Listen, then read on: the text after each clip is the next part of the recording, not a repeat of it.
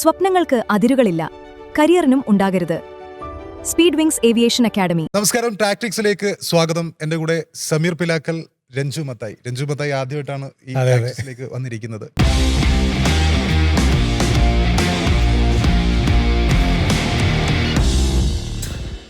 അപ്പോൾ അതിലിരിക്കുന്നതിലും ഒരു പ്രത്യേകതയുണ്ട്. കാരണം മെറ്റ്ലൈഫ് സ്റ്റേഡിയത്തെ ഇളക്കി മറിച്ചുകൊണ്ട് ഇക്വഡോർ ജർമ്മനിയെ തകർത്ത ഒരു ദിവസമാണ് നമ്മൾ ഇരിക്കുന്നത്.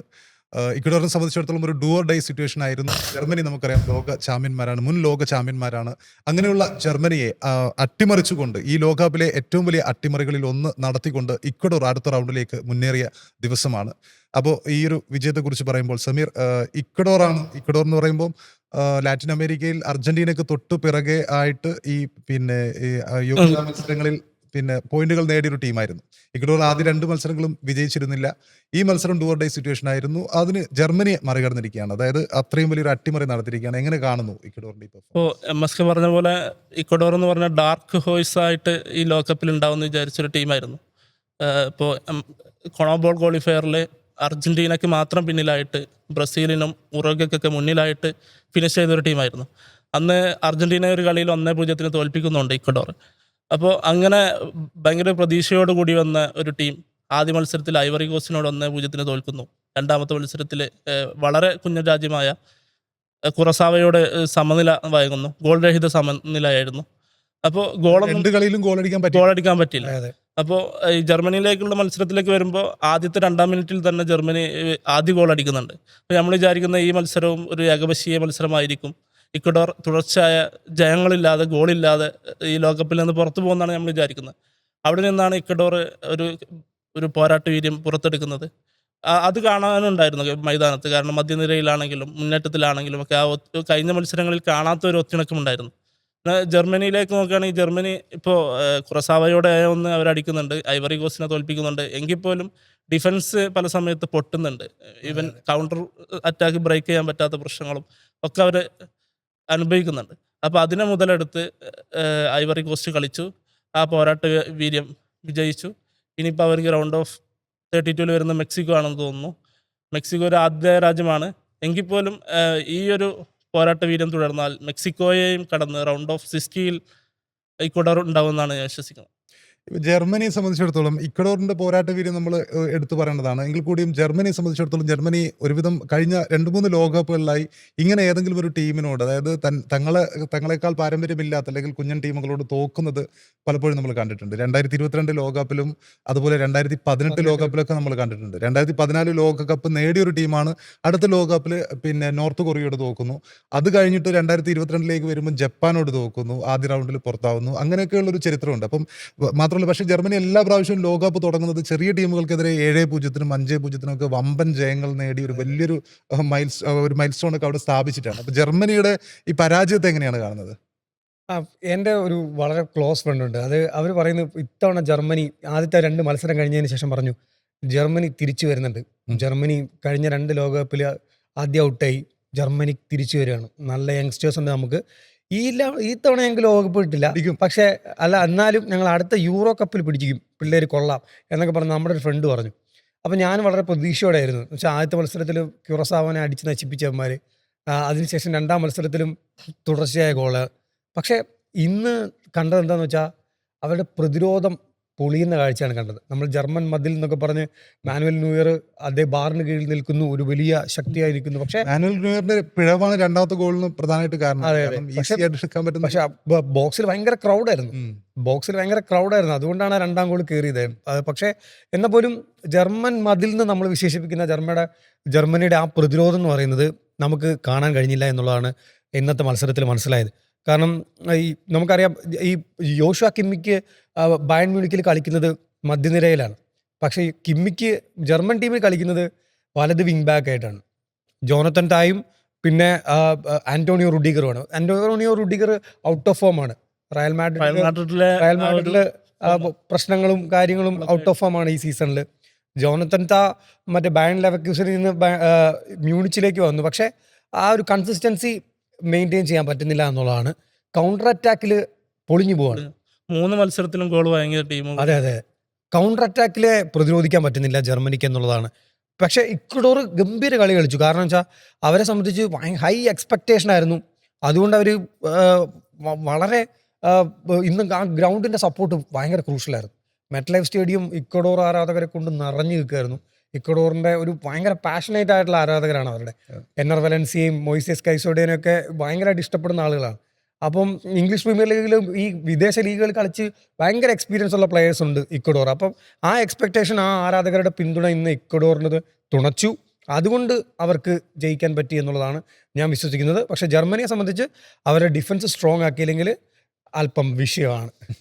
ഈ ജർമ്മനിയുടെ സംബന്ധിച്ചിടത്തോളം ഞാൻ മൊത്തത്തിൽ ഇങ്ങനെ ന്യൂസൊക്കെ ഇങ്ങനെ സെർച്ച് ചെയ്ത് ഏതെങ്കിലും നീരാളിയോ മറ്റോ എന്തെങ്കിലും പറഞ്ഞിട്ടുണ്ടോ എന്നറിയാൻ വേണ്ടിയിട്ട്. കാരണം ജർമ്മനിയും ഈ പ്രവചനങ്ങളും തമ്മിൽ ഭയങ്കര അഭേദ്യ ബന്ധമുണ്ട്. ഇപ്പം നമ്മൾ 2010 വേൾഡ് കപ്പ് എടുക്കുകയാണെങ്കിൽ ആ സമയത്ത് ഇതേപോലെ ഒരു പ്രവചനം ഉണ്ടായിരുന്നു. പോൾ നീരാളി നമുക്കറിയാം, ആ സമയത്ത് നീരാളിയുടെ പ്രവചനം വലിയ രീതിയിൽ വൈറലായ ഒരു സമയം ഉണ്ടായിരുന്നു. ആ നീരാളി പിന്നെ ഹൈലൈറ്റ് ആയത് അല്ലെങ്കിൽ ലോക ശ്രദ്ധ പിടിച്ചു പറ്റിയത് ഇതേപോലത്തെ ഒരു ജർമ്മനിയുടെ മത്സരങ്ങൾ പ്രവചിച്ചുകൊണ്ടായിരുന്നു. അതിനു മുമ്പുള്ള യൂറോ കപ്പിലും ജർമ്മനിയുടെ 12 മത്സരങ്ങൾ 8 മത്സരവും അങ്ങനെ ഞാൻ കൃത്യമായിട്ട് പ്രവചിച്ചുകൊണ്ട്, പക്ഷേ ആ സമയത്തൊന്നും അത്ര അങ്ങോട്ട് പബ്ലിസിറ്റി കിട്ടിയിരുന്നില്ല. പക്ഷേ ഈ 2010 വേൾഡ് കപ്പിൽ അവരൊരു പ്രവചനം നടത്തി, ജർമ്മനി സെർബിയക്കെതിരെ തോക്കുമെന്നൊരു പ്രവചനം. ആ സമയത്ത് നമ്മൾ ആരും വിശ്വസിച്ചിരുന്നില്ല. കാരണം ജർമ്മനി അങ്ങനെയുള്ളൊരു ടീമാണ്, ഒരുപാട് അധികാരമുള്ളൊരു ടീമാണ്. ജർമ്മനി ചെറിയ ടീമുകളൊക്കെ, സെർബിയ ചെറിയ ടീമാണ്, ചെറിയ ടീമുകൾക്കെതിരെ ഒരു 6-0 7-0 ഒക്കെ ജയിക്കും എന്നൊരു സിറ്റുവേഷനിൽ നിൽക്കുന്ന ഒരു ടീമാണ്. ആ സമയത്ത് ഈ നീരാളി പ്രവചിച്ചതുപോലെ സെർബിയക്കെതിരെ ജർമ്മനി 1-0 തോക്കുന്നു. അങ്ങനെ ഉള്ളൊരു പ്രവചനം അവിടെ നടന്നിരുന്നു. ഈ ജർമ്മനിക്ക് എപ്പോഴും പറ്റുന്നൊരു പ്രശ്നങ്ങളിലൊന്നാണിത്. കാരണം ജർമ്മനി വലിയ പ്രതീക്ഷകളോടെ വരും. ഒരു പിന്നെ ചെറിയ തുടക്കത്തിലെ ആദ്യ മത്സരമൊക്കെ അവർ കളിക്കുന്നത് കണ്ടാൽ ഇവർ തന്നെ കപ്പെടുത്തങ്ങ് കൊടുത്തേക്കുന്നത് നമ്മൾ IPL സമയത്ത് പറഞ്ഞതുപോലത്തെ അവസ്ഥയാണ്. ശ്രേയസിനും കൊടുത്തേക്കുന്നൊക്കെ പറഞ്ഞൊരു അവസ്ഥയുണ്ട്. അപ്പോൾ അതേപോലത്തെ ഒരു അവസ്ഥ നമ്മൾ പലപ്പോഴും ജർമ്മനിയെ കാണാറുണ്ട്. പക്ഷേ പിന്നെ ഈ ഒരു മത്സരത്തിലേക്ക് വരുമ്പോൾ പിന്നെ ജർമ്മനിയുടെ പിഴവുകൾ, ഈ ന്യൂയോർക്കിനെ പോലത്തെ ഒരു എക്സ്പീരിയൻസ്ഡ് ആയിട്ടുള്ള ക്രൗഡഡ് ആണെങ്കിൽ കൂടിയും ന്യൂയോർക്കത് കുറച്ചുകൂടി ഈസി ആയിട്ട് കണ്ടോ എന്നുള്ളൊരു സംശയമുണ്ട്. കാരണം ആ പന്ത് വരുന്നുണ്ട്, ക്രൗഡഡ് ആണെങ്കിൽ കൂടിയും ന്യൂയോർക്കിനെ പോലെ എക്സ്പീരിയൻസ്ഡ് ആയിട്ടുള്ളൊരു ഗോൾ കീപ്പർ, ഒലിവർ കാനിന് ശേഷം അവരുടെ ഏറ്റവും പ്രധാനപ്പെട്ട ഒരു ഗോൾ കീപ്പർ, അദ്ദേഹത്തിൽ നിന്നും അങ്ങനെ ഒരു അദ്ദേഹം കുറച്ച് ലാഘവത്തോടെ കണ്ടതുപോലെയാണ് ആ രണ്ടാമത്തെ ഗോൾ എനിക്ക് ഫീൽ ചെയ്തത്. പിന്നെയുള്ളത് പിന്നെ മാത്രമല്ല ഈ മൊത്തത്തിൽ നോക്കുമ്പോൾ ജർമ്മനിക്ക് ഈ ഒരു 2 മത്സരങ്ങൾ ജയിച്ച് അവർ ഓൾറെഡി അടുത്ത റൗണ്ടിലേക്ക് എത്തിയിട്ടുണ്ട്. ഇതിൽ തന്നെ പിന്നെ ഇപ്പം ഇക്വഡോറും എത്തിയിട്ടുണ്ട്. അപ്പോൾ അടുത്ത റൗണ്ടിൽ എങ്ങനെയായിരിക്കും ജർമ്മനിയുടെ അവസ്ഥ? ജർമ്മനിയുടെ എന്ന് പറഞ്ഞാൽ ഡിഫൻസ് മാറ്റിപ്പണിയാതെ ഇതിൽ നഗൽസ്മാന് ഒരു രക്ഷയില്ല എന്നുള്ളതാണ്. കാരണം 3 മത്സരത്തിലും ഗോൾ വഴങ്ങിയ ഒരു ടീമാണ് ജർമ്മനി. പക്ഷേ പണ്ടത്തെ രഞ്ജുമത്തായി പറഞ്ഞ പോലെ ജർമ്മൻ വൻമതിൽ എന്നാണ് പണ്ടൊക്കെ നമ്മൾ പറയാറുള്ളത്. ഗോളുകളെ അർജന്റീന 2014 ഫൈനലിലൊക്കെ നമുക്ക് ഓർമ്മയുണ്ട്. അർജന്റീന എത്ര പന്ത് കൊണ്ടുവന്നാലും ജർമ്മൻ വൻമതിലിൽ തെറിക്കുന്നത്. അപ്പോൾ അവിടെ നിന്ന് ഇങ്ങോട്ട് ഡിഫൻസിലേക്ക് പ്രശ്നങ്ങൾ വന്നു. അത് തിരുത്താതെ മുന്നോട്ട് പോകാൻ കഴിയില്ല എന്നാണ് തോന്നുന്നത്. ഇനിയിപ്പോൾ ജർമ്മനിൻ്റെ കളി വരുന്ന തീരുമാനമായിട്ടില്ല എന്ന് തോന്നുന്നു. എങ്കിൽ പോലും ഡിഫൻസും പിന്നെ ഈ കൗണ്ടർ അറ്റാക്ക് വരുമ്പോൾ അതിനെ എങ്ങനെ ബ്രേക്ക് ചെയ്യും എന്നുള്ളത് നോക്കിയിട്ടായിരിക്കും. ഒരു പക്ഷേ ജർമ്മനിക്ക് 5 പേര് ഗോൾ നേടിയിട്ടുണ്ട്. 5 വ്യത്യസ്ത താരങ്ങൾ ഗോൾ നേടിയിട്ടുണ്ട്.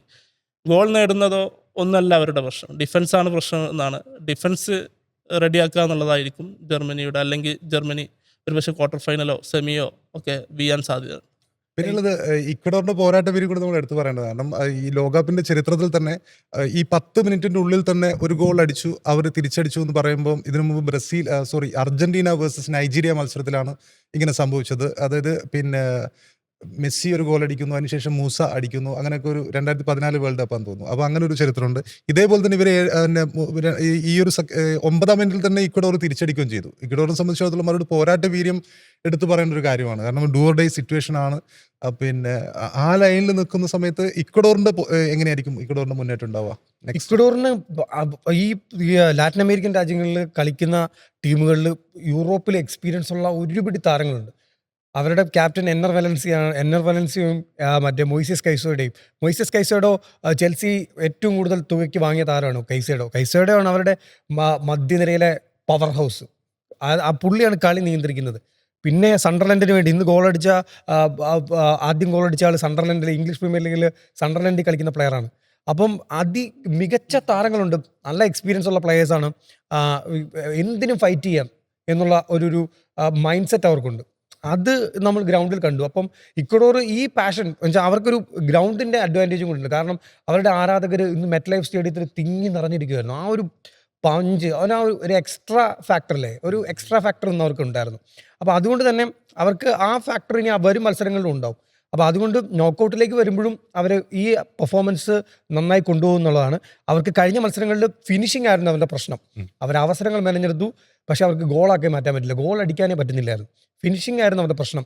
എൻആർ വലൻസിയ ഫോം ഔട്ടാണ്. പക്ഷെ എന്നാൽ പോലും അവർക്ക് അടുത്ത മത്സരങ്ങളിൽ വരുമ്പം ഫിനിഷിങ്ങിലെ പാളിച്ചകൾ നികത്താൻ പറ്റിയാൽ ഒരുപക്ഷെ അവർക്ക് ക്വാർട്ടറിലേക്ക്, അടുത്ത ഘട്ടത്തിലേക്ക് പോകാൻ പറ്റുമെന്നാണ് ഞാൻ വിശ്വസിക്കുന്നത്.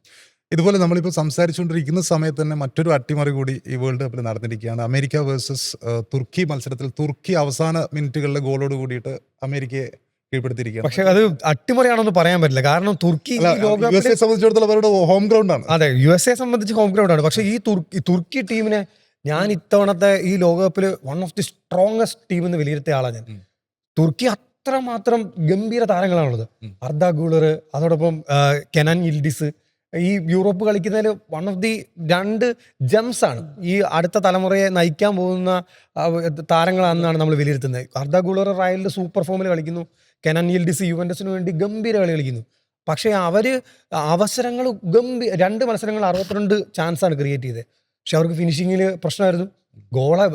പന്ത് വലയിലെത്തുന്നില്ല, അവർക്ക് ഗോളാക്കി മാറ്റാനും പറ്റുന്നില്ല എന്നുള്ള പ്രശ്നമാണ്. പക്ഷേ തുർക്കി എന്നെ സംബന്ധിച്ചൊരു സങ്കടമാണ്. തുർക്കിക്ക് ഗ്രൂപ്പ് ഘട്ടത്തിൽ പുറത്താകാൻ പറ്റുന്നതെന്ന് വെച്ചാൽ അത്രമാത്രം താരങ്ങളുണ്ട്, ഈ യൂറോപ്പിൽ കളിക്കുന്ന താരങ്ങളുണ്ട്, പ്രശസ്തരായ താരങ്ങൾ. പക്ഷെ അവർക്ക് അഡ്വാൻസ് ചെയ്യാൻ പറ്റുന്നില്ല എന്നുള്ള സങ്കടമാണ്. പക്ഷേ USA സംബന്ധിച്ച് USA നമ്മളെ ഞെട്ടിപ്പിക്കുന്ന പ്രകടനമാണ് കാഴ്ചവെച്ചിട്ടുള്ളത്. USA പൊച്ചറ്റീനോ, നമുക്കറിയാം, ടോട്ടനത്തിൻ്റെ കോച്ചായിരുന്നു പൊച്ചറ്റീനോ ഗംഭീര ചെൽസിയിൽ വന്നു. അതിനുശേഷം USA ദേശീയ ടീമിലേക്ക് വന്നതിന് ശേഷം പൊച്ചറ്റീനോ ഗംഭീരമായിട്ട് ആ ടീമിനെ ബിൽഡ് ചെയ്തിട്ടുണ്ട്.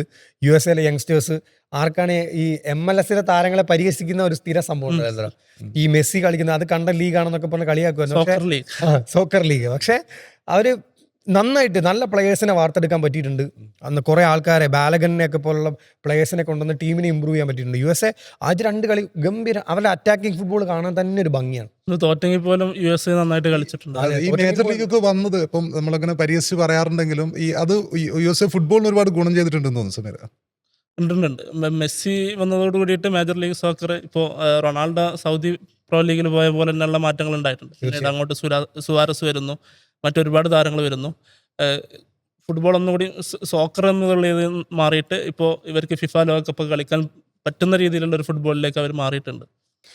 പക്ഷെ തുർക്കിക്ക് ഈ ആശ്വാസ ജയം എന്ന് മാത്രമേ പറയാൻ പറ്റുള്ളൂ. ഗംഭീര കളിയായിരുന്നു.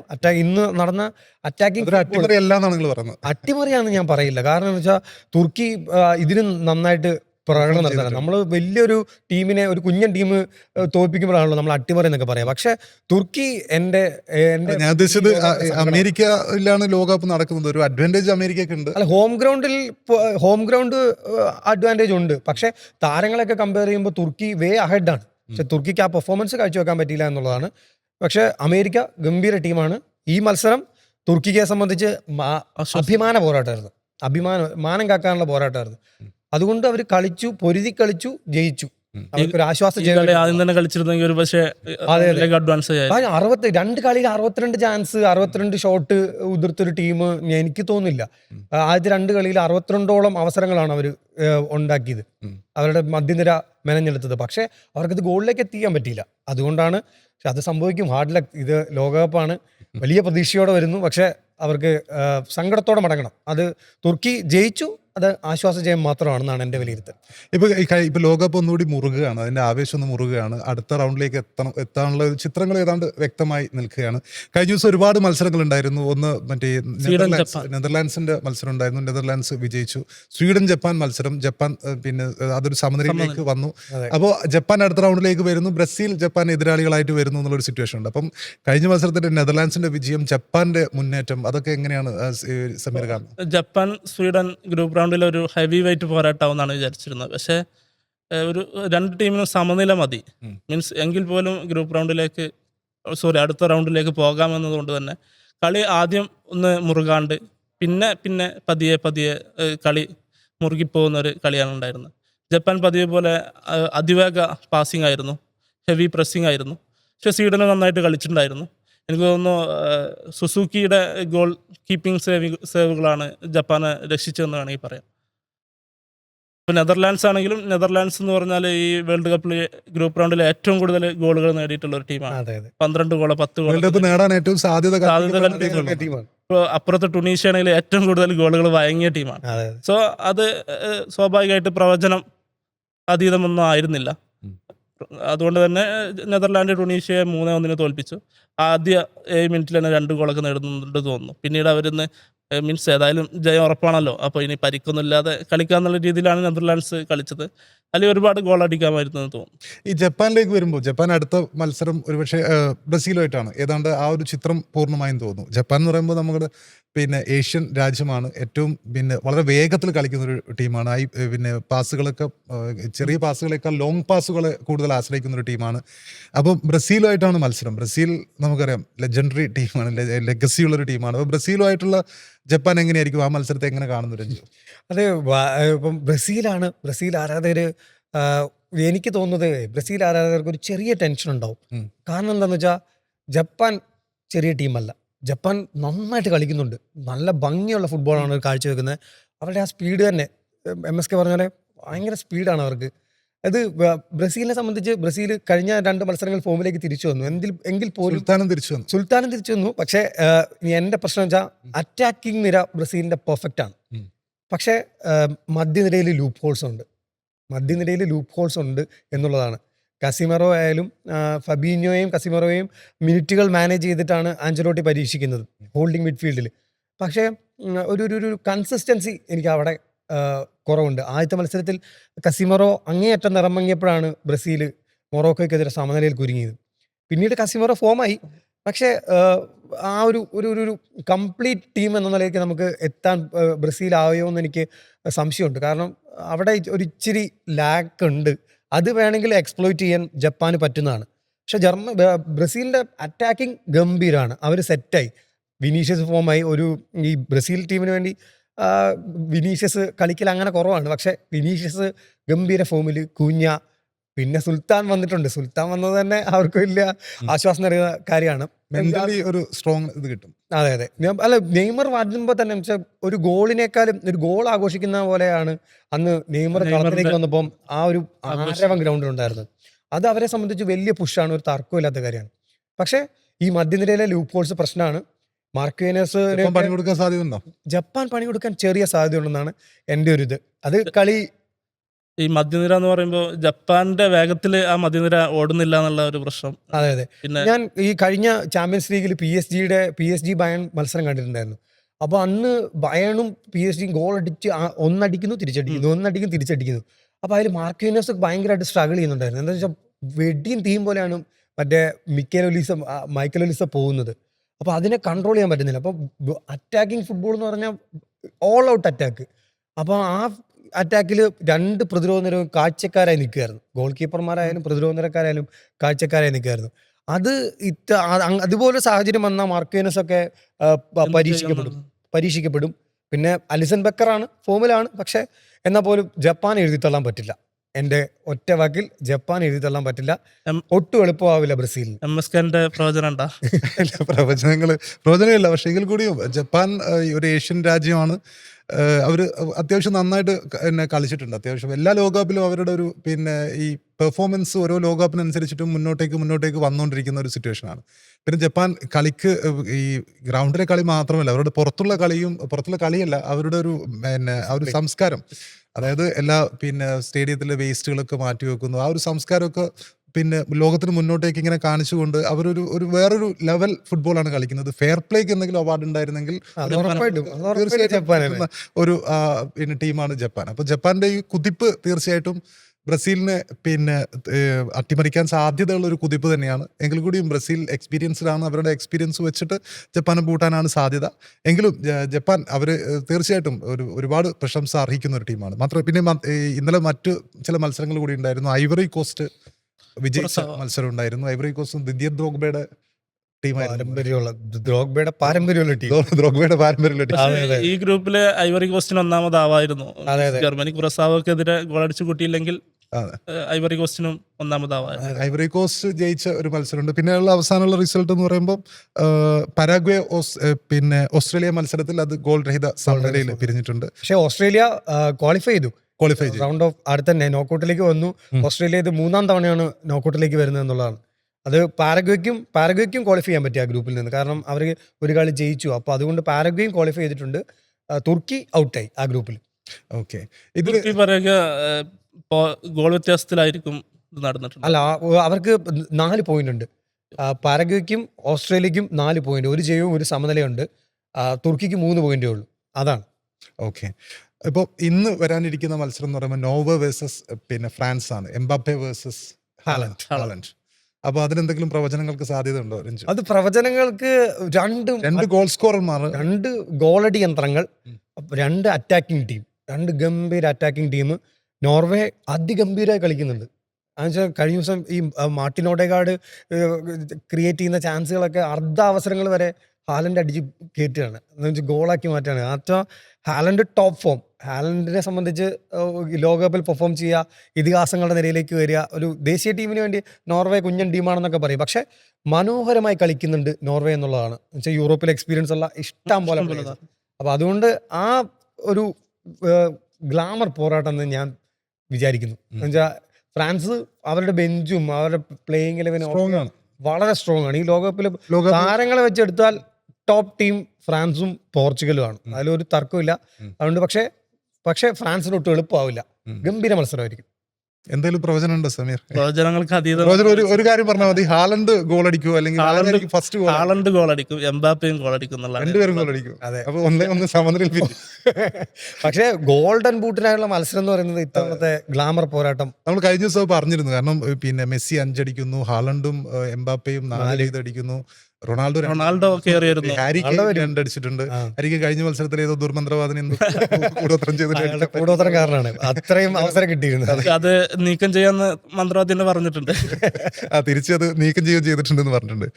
അപ്പോൾ മൊത്തത്തിൽ ഗോളടി യന്ത്രങ്ങളുടെ മത്സരം എന്നുള്ള രീതിയിൽ നോക്കുമ്പോൾ തീർച്ചയായിട്ടും പിന്നെ നോർവേ ഒരിക്കലും എഴുതി തള്ളാൻ കഴിയുന്ന ഒരു ടീമല്ല. അതൊരു ആവേശം ഉള്ള ഒരു മത്സരം തന്നെയായിരിക്കും. അപ്പം പിന്നെ ഏതായാലും ജർമ്മനി തോറ്റ ഒരു ദിവസം, ജർമ്മനിയെ ഇക്വഡോർ അട്ടിമറിച്ച ഒരു ദിവസം, അതുപോലെ തുർക്കി USA തോൽപ്പിച്ച ഒരു ദിവസം. ലോകകപ്പിൽ ഇങ്ങനെ ഈ ആദ്യത്തെ രണ്ടാമത്തത് അട്ടിമറിയല്ല, അതൊരു പിന്നെ എന്താ പറയാ ആശ്വാസ ജയമാണ് തുർക്കിക്ക് ഉണ്ടായിരുന്നത്. എങ്കിൽ കൂടിയും ഇക്വഡോർ ജർമ്മനിയെ അട്ടിമറിച്ചു എന്നുള്ളത് നമ്മുടെ മുമ്പിൽ ഇങ്ങനെ നിറഞ്ഞു നിൽക്കുന്ന ഒരു പ്രധാനപ്പെട്ട ഒരു കാര്യമാണ്.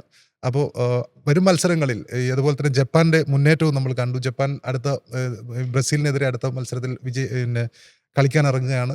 അപ്പോൾ മൊത്തത്തിൽ നോക്കുമ്പോൾ ഏതാണ്ട് അടുത്ത റൗണ്ടിലേക്കുള്ള ചിത്രം ഇങ്ങനെ വ്യക്തമായിരിക്കുകയാണ്. അടുത്ത മത്സരങ്ങളും കൂടി ആവുമ്പോൾ ആ ചിത്രം ഏതാണ്ട് കൃത്യമായിട്ട് തന്നെ നമ്മുടെ മുമ്പിൽ തെളിയാനുള്ള സാധ്യതയുണ്ട്.